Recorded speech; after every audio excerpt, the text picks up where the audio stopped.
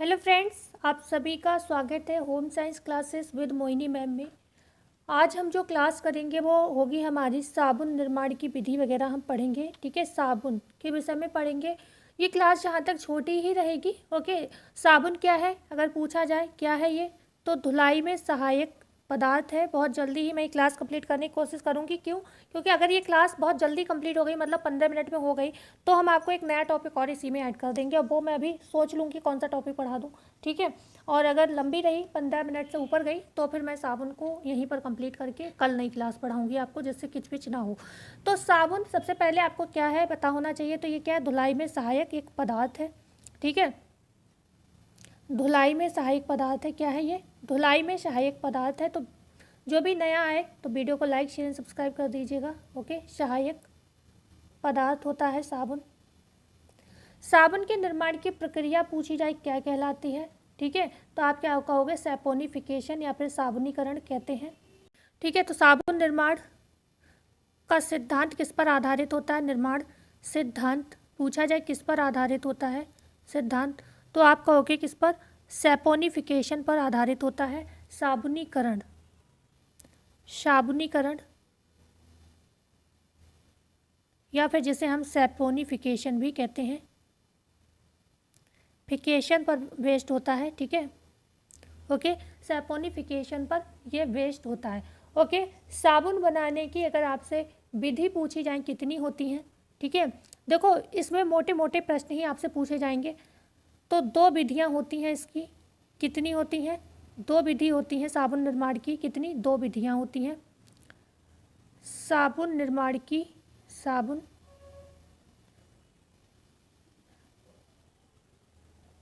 ठीक है, निर्माण की दो विधियां होती हैं। यहाँ पर ये दो लिखा है, विधि होती हैं। कौन कौन सी होती हैं अगर बात की जाए तो कौन कौन सी होती हैं? नंबर एक आप कहोगे गर्म विधि। ठीक है, गर्म विधि। ओके, नंबर टू की अगर हम बात करते हैं ठंडी विधि। ओके, ठंडी विधि।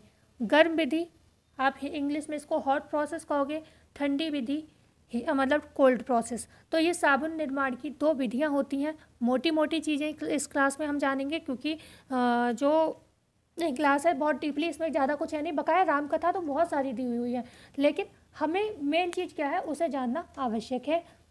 साबुन के आपसे प्रकार पूछे जाए। ठीक है, प्रकार पूछे जाए, प्रकार कितने हैं साबुन के? तो साबुन दो प्रकार का ही होता है। जैसे दो विधि है, गर्म विधि ठंडी विधि, ऐसे ही दो प्रकार का आपका साबुन होता है। कौन सा होता है? एक होता है आपका कड़ा साबुन। ठीक है, नंबर एक, सॉरी, कड़ा साबुन। और दूसरा कौन सा होगा? मुलायम साबुन या मृदु साबुन या नरम साबुन, कुछ भी बोल सकते हो। ठीक है, कड़ा और नरम साबुन, दो तरीके की ये साबुन होते हैं, कड़ा साबुन एंड नरम साबुन। क्लियर हुआ? साबुन निर्माण का सिद्धांत किस पर आधारित है? तो ये सैपोनिफिकेशन, साबुनीकरण पर आधारित है। ओके, साबुन क्या है? तो धुलाई में सहायक एक पदार्थ है। निर्माण सिद्धांत बता दिया मैंने। विधियां कितनी हैं? दो हैं, गर्म विधि और ठंडी विधि। और प्रकार कितने हैं? दो हैं, कड़े और नरम। ओके, अभी हम बात करेंगे कड़ा साबुन क्या होता है, कौन सा होता है, और नरम साबुन कौन सा होता है। ठीक है, साबुन के प्रकार, साबुन के प्रकार है, ये हेडिंग डाल दी मैंने प्रकार, क्योंकि आप फ़ोन पर लिखना थोड़ा मेरे लिए आसान नहीं होता, इसलिए मैं शॉर्टली लिखती हूँ चीज़ों को। तो साबुन के जो प्रकार होते हैं उनमें हमने बताया कड़ा साबुन होता है। तो कड़ा साबुन किसे कहते हैं? किससे निर्मित साबुन होता है? जो कड़े के अंतर्गत आता है। ठीक है, तो कड़ा साबुन जो होता है वो आपका किससे बना होता है? पशु की चर्बी, पशु की चर्बी से बना होता है। दूसरी अगर हम इसमें बात करें क्या पड़ा होता है? नारियल का बना साबुन भी, नारियल के तेल का जिसमें इस्तेमाल होता है, और प्लस बसा का इस्तेमाल होता है, वो भी साबुन कड़ा साबुन के अंतर्गत आता है। ओके, तीसरा पॉइंट अगर हम बात करते हैं कास्टिक सोडे का, जो देखो पदार्थ मुख्यतः कास्टिक सोडा ही प्रयोग किया जाता है। ओके, ये बताया नहीं मैंने आपको, जो साबुन होता है मुख्यतः कास्टिक सोडे से ही बनाया जाता है। ओके, समझ में आया? मुख्य रूप से जो साबुन बनता है, ये पॉइंट अभी लिखवा दूंगी मैं आपको, वो कास्टिक सोडे से ही बनता है। लेकिन कास्टिक सोडे का जो साबुन होता है वो कड़ा होता है, ये ध्यान रखना है। अब बात आती है, हम बात करते हैं किसकी? दूसरे पॉइंट की, नरम साबुन किसे कहते हैं? नरम साबुन, दूसरा पॉइंट, नरम साबुन किसे कहेंगे फिर? नरम साबुन की अगर हम बात करें तो नरम साबुन एक ऐसा साबुन होता है जो वनस्पति से बनता है। वनस्पति के जितने तेल वगैरह होते हैं उनसे प्राप्त होता है, चाहे वो अंडी हो।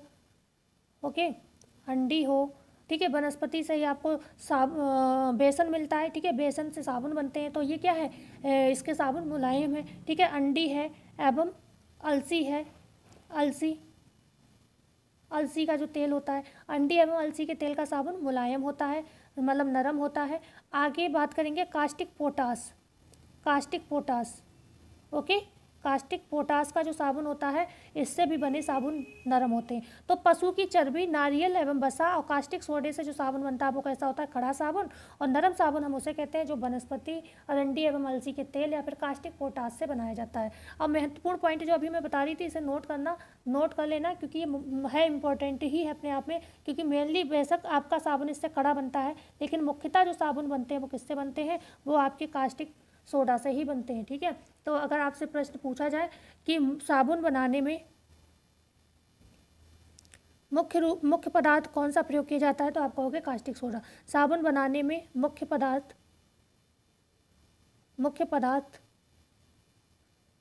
तो आप आंसर क्या करोगे, कास्टिक सोडा। बेशक इसके साबुन कड़े होते हैं, लेकिन आंसर यही होगा। बहुत सारी विधियाँ होती हैं जिससे का साबुन को सही कर लिया जाता है, लेकिन कास्टिक सोडे का साबुन मेनली कड़ा होता है, लेकिन बनता मुख्य पदार्थ साबुन में यही इस्तेमाल होता है, ठीक है। आगे बात होती है भाई कड़े साबुन के नुकसान क्या है। देखो कड़ा साबुन, सुन लीजिए कुछ चीज़ें। कड़ा साबुन क्या होता है, साबुन ईजिली घिसेगा नहीं। अब मान लो आप कपड़े धो रहे हो, घंटे भर में साबुन घिस ही नहीं रहा, तो आपका समय भी बर्बाद होगा, मेहनत भी ज़्यादा लगेगा, और ऐसे साबुन से कपड़े भी कम साफ होंगे, ठीक है। तो इसलिए कड़े साबुन नुकसानदायक होते हैं। मृदु साबुन जो होते हैं बहुत जल्दी गलते हैं, जल्दी कपड़े पर लगेंगे, तो आप जल्दी जल्दी कपड़ों को वॉश कर दोगे, आपका समय शक्ति भी बचेगी, ठीक है। बकाया मोटे तौर पर मैंने कहा था मैं रामकथा, इसमें आपको क्या बताऊँ, जैसे आप सभी जानते हो साबुन का प्रयोग क्यों करते हैं, मैल को हटाने के लिए, कपड़ों को साफ करने के लिए, नहाने में इस्तेमाल करते हैं, हाथ धोने में इस्तेमाल करते हैं। तो ये सारी चीज़ें क्या आप समझ नहीं पाओगे, आराम से समझ सकते हो। तो इसमें मुझे बताने वाला कुछ ऐसा खास है नहीं, इसलिए मैं इन चीज़ों को स्किप कर रही हूँ, ठीक है। आगे हम बात करते हैं साबुन बनाने की जो गर्म विधि और ठंडी विधि की। गर्म विधि क्या होती है और ठंडी विधि क्या होती है, तो बात करते हैं। नंबर 1, गर्म विधि क्यों कहते हैं भाई, गर्म विधि जो है वो क्यों कही जाती है, ओके। तो जो गर्म विधि होती है इससे जो निर्मित साबुन होते हैं, ये भी लाइन याद रखिएगा, एक सेकेंड। जो गर्म विधि से निर्मित साबुन होते हैं वो ठंडी विधि से निर्मित साबुन की तुलना में कड़े होते हैं, ठीक है। तो ये कैसे होते हैं, ये कड़े होते हैं साबुन किसकी तुलना में, जो ठंडी विधि से बनते हैं, तो ये कड़े होते हैं, ध्यान रखिएगा। कैसे होते हैं, सॉरी, कड़े होते हैं। आगे अगर हम बात करते हैं, जो आपके ठंडी विधि से निर्मित साबुन होंगे वो इसके उल्टा होंगे, ठीक है। ठंडी विधि से जो निर्मित साबुन होंगे वो इनकी अपेक्षा कैसे होंगे, मुलायम होते हैं, ठीक है। तो ये पॉइंट यहाँ पर भी नोट कर लीजिएगा, जो ठंडी विधि से बनते हैं वो मुलायम होते हैं और गर्म विधि से बनते हैं वो कड़े होते हैं, ओके, ये याद हुआ। अब बात आती है इनकी जो विधियाँ हैं, साबुन बनाने की विधि, साबुन बनाने की विधि। तो यहाँ पे अगर हम विधियों की बात करते हैं तो मुख्यतः गर्म विधि आपसे पूछी जाएगी, जिसको अभी हमने स्किप कर दिया था, हमने सब बता के छोड़ दिया था कि इससे बने साबुन कैसे होते हैं, कड़े होते हैं, लेकिन नॉर्मल इसी तरीके से साबुन बनाए जाते हैं। तो इसी की विधि की हम बात करेंगे, और इसी क्रम को अगर पूछा गया तो नेट में बगैर किसी में भी यही क्रम पूछा जाएगा। तो ये जो विधि हम बात कर रहे हैं वो गर्म विधि है, क्योंकि ठंडी विधि नॉर्मल तरीके से साबुन बनाया जाता है, उसमें कोई मतलब कोई क्रम नहीं है, ठीक है। तो यहाँ पर सबसे पहले आपको क्या करना है, वसा, तेल, ठीक है, तथा जो कास्टिक सोडा होता है, वसा, तेल व कास्टिक सोडा व कास्टिक सोडे से शुद्ध करना पहले, ठीक है, शुद्धिकरण करना, शुद्ध करना, ओके। दूसरी अगर हम बात करते हैं, ये काम करने के बाद जो एक बड़े बर्तन में जो भी ये चीज़ें आपने शुद्ध कर ली, मतलब बचा है, तेल है, कास्टिक सोडा है, इनको साफ कर लिया, शुद्ध कर लिया, फिर आपको क्या करना है, एक बड़े बर्तन में इसको पिघलाना, ठीक है, पिघलाना। तो पिघलाना मैंने शॉर्टली लिख दिया, मतलब किसमें पिघलाओगे भाई, कोई ऐसी चीज़ है ज़्यादा लेवल पे आपको साबुन बनाना है तो आपको बड़ा बर्तन लेना है, तो इसको मैंने शॉर्टली लिख दिया है, तो बड़े बर्तन में पिघलाना। तीसरा पॉइंट मैं इधर ही लिख देती हूँ, ठीक है, तीसरा पॉइंट मैं इधर ही लिख देती हूँ, तीसरा पॉइंट आपका इधर लिखती हूँ जिससे आ जाए सारे पॉइंट। फिर यहाँ पर क्या करना है, आपको हल्के कास्टिक सोडे में वसा मिलाना है, ठीक है, और मिश्रण को उबालना, ठीक है। कास्टिक सोडे में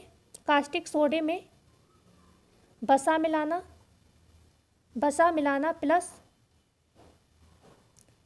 प्लस मिश्रण को उबालना, ठीक है। मिश्रण ये बन गया, अब इसको क्या करना है, उबालना, ये काम किया जाएगा, ठीक है। उबालना। ओके, उसके बाद जब आपने इसको उबाल लिया, इसको उबालते समय भी बीच बीच में क्या होता है, कास्टिक सोडे का घोल इसमें मिलाया जाता है। जैसे कि मान लो हम क्या करते हैं, दूध से पनीर फाड़ रहे हैं, और कभी कभी क्या होता है बहुत सारा नींबू वगैरह कुछ भी डाल देते हैं, फटता ही नहीं है दूध, ठीक है। तो हम क्या करते हैं, थोड़ा थोड़ा रुक रुक कर डालते हैं। तो इस तरीके से समझ लो कि अगर उन जो बनाने वाले उन्हें लगता है कि कुछ कमी है, तो बीच बीच में वो कास्टिक सोडा का घोल और मिलाते रहते हैं और इसको चलाते रहते हैं, ठीक है, उबालते रहते हैं मतलब, ठीक है। अब जब आप इसको उबाल लिया, इसमें बीच बीच में कास्टिक सोडे को मिला लिया, उसके बाद इसमें क्या होता है, नमक के पानी का घोल मिलाया जाता है, ठीक है। फोर्थ पॉइंट यहाँ पर लिख देती हूँ, क्या करना, नमक के पानी का घोल मिलाना उबालने के बाद, ठीक है। मिश्रण को उबालने के बाद नमक के पानी का घोल मिलाना, पानी के का घोल मिलाना, ठीक है। अब नमक के पानी का आपने यहाँ पर घोल मिला लिया, ठीक है। और ये जो अशुद्ध वस्तुएं हैं, इसमें जब आप नमक का घोल मिला दोगे तो वो क्या है, वो नीचे बैठ जाएंगी, उसकी नीचे परत बैठ जाएगी। तो ये आपका जब पॉइंट आएगा नमक का का घोल मिलाना, तो इसके बाद अगर नीचे मतलब ज़मीन में बैठने की बात हो कि अशुद्धियाँ किस लेवल पे ज़मीन में बैठती हैं, तो वो जब नमक का पानी मिलाया जाता है तो साबुन की अशुद्धियाँ जो है नीचे परत में बैठ जाती हैं और ऊपर साबुन आ जाता है, ठीक है।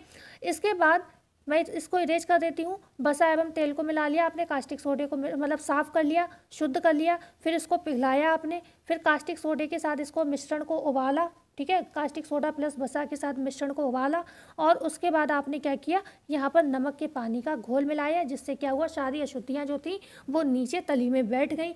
अब आगे हम बात करेंगे इसके अंदर, इसमें फिर से पानी को उबाला जाता है। भाई ये क्रम है, ऐसे ही आपको याद करना पड़ेगा, ठीक है। फिर पुनः पानी को उबालना, इसी को मान लो आपने नमक डाला, गंदगी बैठ गई, फिर पुनः उबाला उसको, और फिर उबालने के साथ साथ क्या कर रहे हो आप, इसमें कास्टिक सोडा यहाँ पर भी डालते जाना, और कास्टिक सोडा डालना, कास्टिक सोडे को डालते जाना, ओके। कास्टिक सोडे को मिलाना, मतलब कास्टिक सोडे 3-4 स्तर पर मिलाया जा रहा है, को मिलाना,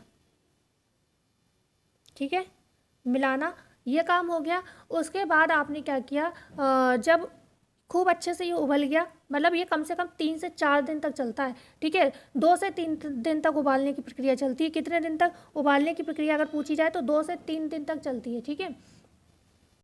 और जब तक यहाँ पर उबाला जाता है, भाई 2 से 3 सप्ताह तक हमने 3 दिन तक इसको उबाला जाता है, ऐसे मान लो 3 दिन तक, 2 से 3 दिन तक इसको उबाला जाता है। और जब इसको उबाला जाता है तो ये 4 परतों में आ जाता है। कितने परतों में आता है, यहाँ पर 7वां नंबर डाल लीजिए। इसमें क्या होता है, 4 परतें बन जाती हैं, 4 परतें बन जाती हैं, ओके। इन 4 परतों में जो आपकी ऊपरी सतह होगी, ठीक है, अब इसको थोड़ा सा लिख लीजिए। ऊपरी सतह में क्या होगा, ये बहुत इंपॉर्टेंट होगा। ऊपरी सतह में क्या होगा, सिर्फ झाग होंगे, सतह पर झाग होते हैं, तो ठीक है। दूसरी सतह पर मतलब पहले पे क्या होता है, झाग होते हैं, तो उनको हटाना ही होगा। साबुन कहाँ पर होता है, पूछा जाए किस सतह पर साबुन होता है, तो दूसरी सतह पर, ठीक है। दूसरी जो सतह होती है उसमें वास्तविक साबुन होता है। दूसरी सतह पर क्या होता है, वास्तविक साबुन, वास्तविक साबुन ही लिख लीजिए आप। वास्तविक साबुन जो होता है वो दूसरी सतह से प्राप्त होता है, ओके, वास्तविक साबुन होता है, ओके। और जो तीसरी सतह होती है, तीसरी सतह कैसी होती है, ये अशुद्ध होती है, ओके। अशुद्ध चीज़ें होती हैं इसमें, तो तीसरी सतह अशुद्ध होती है। अगर पूछा जाए तो आपको पता होनी चाहिए तीसरी सतह अशुद्ध होती है। क्यों होती है, क्योंकि यहाँ पर काले रंग का साबुन होता है। अब काले रंग के साबुन का आप क्या करोगे, ठीक है, रंग का साबुन प्राप्त होता है, तो ये अशुद्ध मानी जाती है, ओके। आगे अगर हम बात करते हैं, जो चौथी सतह, भाई 4 सतह होती हैं, इनमें 4 परतें होती हैं साबुन में। चौथी सतह होती है, इसमें क्या होता है, कास्टिक सोडे का बचा हुआ, क्योंकि आपने बार बार डाला है ना, तो उसका द्रव होता है इसमें, ठीक है। तो अब ये चारों परतें प्राप्त कर ली। अब इसमें क्या होगा, जो वाकई में जो साबुन था, वास्तविक साबुन, जो दूसरी परत थी। पीहू आजकल जो है बहुत ज़्यादा परेशान करने लगी है, कभी कभी तो मुश्किल से एक वीडियो में रिकॉर्ड कर पा रही हूँ। प्लानिंग मेरी रहती है रोज़ की 2 वीडियो दे दूँ आप लोगों को, लेकिन एक वो फिर इसीलिए मैं एक शॉर्ट वीडियो कोई ना कोई न्यूज़ संबंधित डाल देती हूँ, और पढ़ाने का हो ही नहीं पाता, क्योंकि पढ़ाने के लिए कंटेंट पूरा तैयार करो और फिर पढ़ाओ। तो पता नहीं क्यों, बच्ची है अभी, छोटी है, कुछ ज़्यादा ही, मतलब घर में परेशान भी अकेली रहती है, ज़्यादातर भूमि स्कूल चली जाती है, तो कुछ ज़्यादा ही परेशान करने लगी है, ठीक है। तो हमने यहाँ पर बताया 4 परतें होती हैं। अब हमने क्या करा, चारों परतों को, यहाँ पर थोड़ा कन्फ्यूज़न हो गया पीहू के आने से, तो यहाँ पे हमने बताया कास्टिक सोडे की परत अलग कर ली जाती है, और जो शुद्ध साबुन होता है दूसरी परत पे उसको अलग बर्तन में करके उसको फिर क्या किया जाता है, बहुत सारी सुगंध वगैरह मिलाकर, सुगंधित वस्तुएं चीज़ें मिलाकर उसमें, और उसको क्या होता है सांचे में डाल दिया जाता है, और सांचे में भाई टिकिया के रूप में उसको फिर तैयार कर लिया जाता है, और चूरे के रूप में चाहिए होता है तो चूरे के रूप में कर लिया जाता है। ठीक है। और ठंडी विधि में कास्टिक सोडे में क्या होता है, बहुत सारे तेलों को मिलाकर और उन्हें क्या होता है एक नॉर्मल गर्मी दी जाती है, जिससे साबुन यहाँ पर तैयार हो जाता है। ठीक है। क्या बताया मैंने, ठंडी विधि से सब साबुन बनाए जाते हैं, तो उसमें कास्टिक सोडे में विभिन्न प्रकार के तेलों को मिला लिया जाता है और साधारण नॉर्मल गर्मी में उसको ऐसे ही जमा दिया जाता है। ठीक है। वो होती है आपकी ठंडी विधि, तो उसमें ज़्यादा कुछ है नहीं। अब बात आती है कि अच्छे साबुन की विशेषताएँ क्या हैं। ठीक है। तो अच्छे साबुन की कुछ विशेषताएँ होती हैं, अच्छे साबुन की विशेषताएँ। ठीक है। साबुन की विशेषताएँ क्या होती हैं।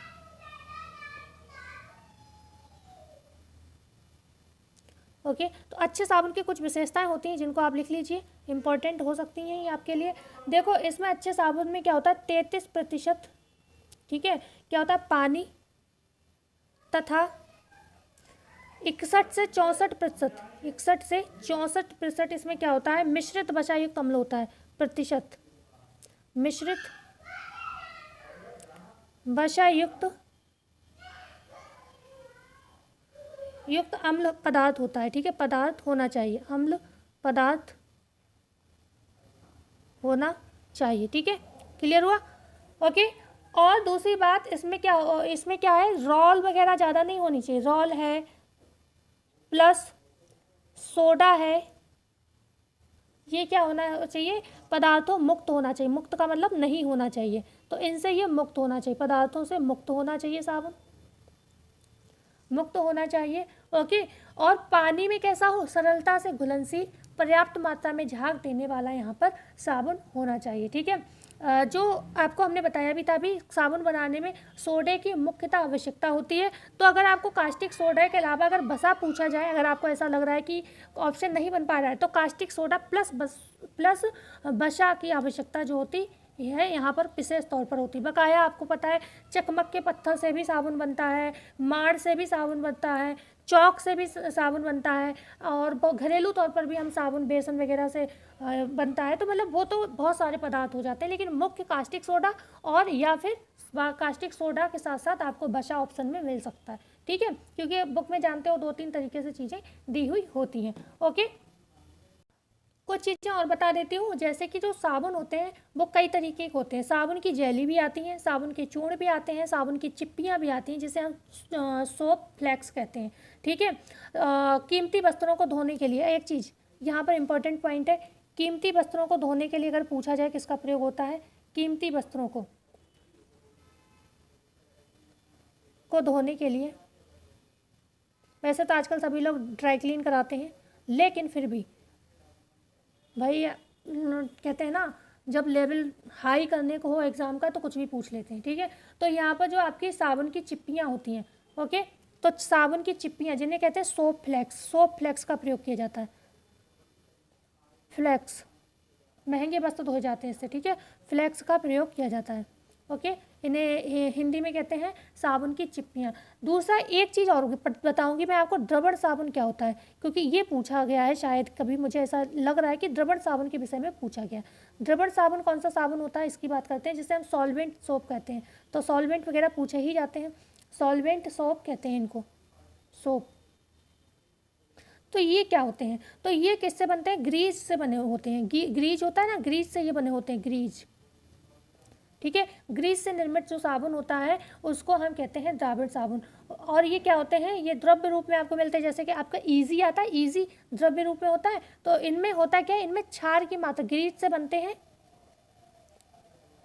क्षार की मात्रा कम या फिर नहीं के बराबर होती है। ठीक है। क्षार की मात्रा, क्षार इनमें कम होता है, तो इससे जो होते हैं हल्के क्षार का प्रयोग किया जाता है। इससे जो कोमल रेशों की रचना वगैरह यहाँ पर खराब नहीं होती है। किसको धोया जाता है, ऊनी और रेशमी वस्त्रों को धोने के लिए। ठीक है। ऊनी प्लस रेशमी वस्त्रों को इनसे धोया जाता है। तो आई थिंक जैसे ईजी को हम मान सकते हैं, ईजी शायद इसी तरीके का होता होगा। ओके। तो ये ऊनी एवं रेशमी के लिए उपयुक्त और सर्वश्रेष्ठ माना जाता है। तो ईजी हम क्यों प्रयोग करते हैं? ऊनी वस्त्रों को धोने के लिए। इससे वस्त्र जो होते हैं काफ़ी लंबे समय तक चलते हैं और आकर्षक सौंदर्य में दिखाई देते हैं। ठीक है। बकाया आप जानते हो रीठे का प्रयोग भी किया जाता है, रीठे का प्रयोग, लेकिन अब ये चीज़ें पुरानी हो गई, घर में अब इतना रीठा बीठा कहाँ प्रयोग हम लोग करते हैं। आमतौर पर आजकल मार्केट से ही चीज़ें लेते हैं। सीकाकाई का भी प्रयोग किया जाता है। सीकाकाई से जो वस्त्र धुलते हैं, सीकाकाई की बात अगर करें तो सीकाकाई से जो वस्त्र धुलते हैं उनकी, जैसे कि आपके रंगीन हो गए, रंगीन, क्योंकि रंगीन वस्त्रों में कलर वगैरह लगने का, छूटने का डर होता है, छूटने का, तो इस वजह से रंगीन वस्त्र इससे धो जाते हैं। ठीक है, रंगीन वस्त्र हो गए। और आपके ऊनी एवं रेशमी भी धो सकते हो, ऊनी व रेशमी भी धो सकते हो इससे। ओके, घर में मतलब रेशमी वस्त्रों को इससे धोया जा सकता है। ओके। और मतलब ये क्या है, कोई आप सोचो कोई शोधक पदार्थ है, कुछ है, ऐसा नहीं है। ये पेड़ों से प्राप्त होने वाला एक फल कह सकते हो आप, ऐसा कुछ चीज़ मान सकते हो। ठीक है। कहाँ मिलता है ये? दक्षिण भारत दक्षिण भारत में ये प्राप्त होता है। दक्षिण भारत में ये आपका मिलता है। ऐसे ही रीठा जो है एक काष्ठ फल है, ध्यान रखिएगा। रीठा पूछा जाए तो क्या है? एक काष्ठ फल है, और इसकी प्रक्रिया कैसी होती है? अम्लीय होती है। कैसा होता है? अम्लीय होता है। ओके, ये कैसा होता है? अम्लीय होता है। और अम्लीय होने के कारण इसमें आप जानते हो अम्ल पर, रेशम और ऊन पर अम्ल का अच्छा प्रभाव पड़ता है। तो रेशम और ऊन के वस्त्र आप इससे आराम से धो सकते हो। ठीक है। और इसमें क्या होता है, जो श्वेत वस्त्र होते हैं, सफ़ेद वस्त्र होते हैं, तो उनमें क्या है, पीलापन आ जाता है। इसलिए रीठे से सफ़ेद वस्त्र अगर पूछा जाए तो नहीं धोने चाहिए। सफ़ेद वस्त्र इससे नहीं धोने चाहिए, वस्त्र जो है नहीं धोने चाहिए। क्यों? क्योंकि इन पे पीलापन इसमें आ जाता है। ठीक है। तो ये मेरे हिसाब से काफ़ी होगा। और अगर आपसे बात तो होती है चोकर का प्रयोग, तो चोकर जिसे ब्रॉन कहते हैं, ब्रॉन आप जानते हैं, चोकर लिख देती हूँ, चोकर। तो ये अलग पॉइंट है, इनसे अलग है। चोकर का प्रयोग भी कपड़ों को धोने के लिए किया जाता है। जैसे कि कुछ कपड़े होते हैं जिनमें लगता है कि कलर वगैरह छूट जाएगा। ठीक है। तो उनको आप रंग खराब होने का डर हो तो आप चोकर से भी इसको धुल सकते हो। जो चोकर मतलब आप जानते हो ना, छिलके का जो अनाज का जो छिलका होता है उसे कहते हैं, जिसे हम ब्रान कहते हैं। ओके। थोड़ी सी बात कर लेंगे डिटर्जेंट की। बकाया बस क्लास हो गई आपकी ये डिटर्जेंट। बहुत कोशिश की, बस पीहू ने कई बार डिस्टर्ब किया आज की क्लास में, इस वजह से थोड़ा लेट हो गई। नहीं तो मेरा इरादा था आज 2 टॉपिक कंप्लीट करने की। तो जो डिटर्जेंट होते हैं आप जानते हो ये आसानी से खूब झाग बनाते हैं। ठीक है, आसानी से घुल जाते हैं। ओके, पाउडर के रूप में होते हैं, आसानी से घुल जाते हैं। दूसरी बात अगर हम करते हैं डिटर्जेंट के विषय में, ये अपमार्जक, जैसे हमने बताया आपको, जो साबुन होता है किससे बनता है? बस्सी अम्ल या कास्टिक सोडे से बनता है। ऐसे ही ये जो होता है पेट्रोलियम उत्पाद से बनता है। पेट्रोलियम उत्पाद प्लस किससे बनता है? ये रसायनों से, अन्य रसायनों से बनता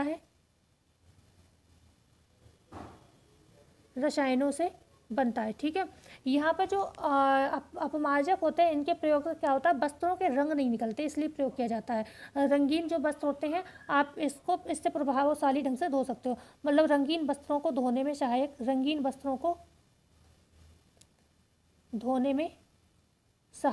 धोने में सहायक है ये। साबुन वगैरह से थोड़ा होता है कि हाथ होता है कपड़ों का, लेकिन इसको आप रंगीन वस्त्रों से भी धो सकते हो। ठीक है। और मतलब जो आपकी उंगलियां हैं, हाथ हैं, उनको भी इससे कोई दिक्कत नहीं होती। बकाया साबुन से तो कहते हैं थोड़ा रगड़ो तो हाथ वगैरह ख़राब होने की संभावना यहाँ पर रहती है। ठीक है। बात करते हैं जो आपके डिटर्जेंट होते हैं, इसमें समय कम लगता है क्योंकि आराम से पानी में घुल जाता है और आप आराम से कपड़ों को धुल सकते हो। तो समय भी कम बचता है, आपका श्रम भी कम लगता है और कपड़ों को भी ज़्यादा नुकसान इनसे नहीं होता है। ठीक है। और कठोर जल है तो मतलब होता ही कठोर जल में, तो साबुन है, कोई भी डिटर्जेंट है, अच्छे से नहीं घुलेगा। लेकिन मृदु जल है तो आपके बढ़िया झाग बनेंगे और बढ़िया कपड़े साफ होंगे। तो आज की वीडियो यहीं तक थी। और क्लास कैसी लगी बताना ना भूलिएगा। अच्छी लगी हो तो लाइक, शेयर, सब्सक्राइब जरूर कर दिएगा। मिलते हैं कल नई वीडियो में नई जानकारी के साथ। जब तक के लिए धन्यवाद।